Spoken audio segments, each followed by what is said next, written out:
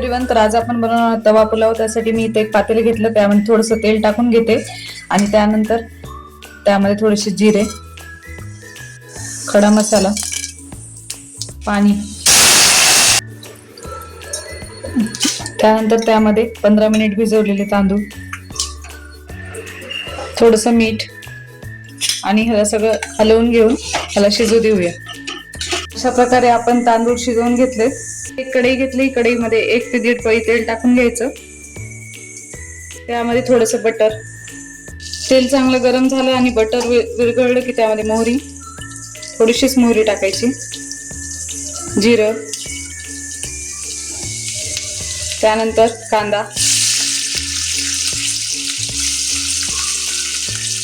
Tomato,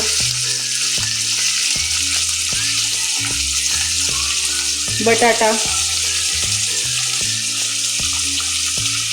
हिरवे वाटाणे, गाजर एकत्र करून घ्यायचं. मध्ये चिमूटभर हिंग टाकून छान भाज्या शिजवू द्यायच्या. नंतर त्यामध्ये थोडंसं मीठ टाकायचं, कारण ऑलरेडी आपण भाताला टाकलेलं असतं त्यामुळे. त्यानंतर भाज्या थोड्याशा शिजत आल्या की त्यामध्ये अर्धा चमचा हळद आणि तुमच्या चवीनुसार लाल तिखट टाका. मी इथे 2 चमचे टाकून घेतेय. त्यानंतर त्यामध्ये थोडासा पुलाव मसाला एकत्र करून घ्यायचं. त्यानंतर त्यामध्ये आपण जो शिजवलेला राईस आहे तो पूर्ण टाकून घ्यायचा. प्रकारे सगळीकडे हलवून घेतल्यानंतर त्यामध्ये थोडीशी कोथिंबीर टाकून घ्यायची.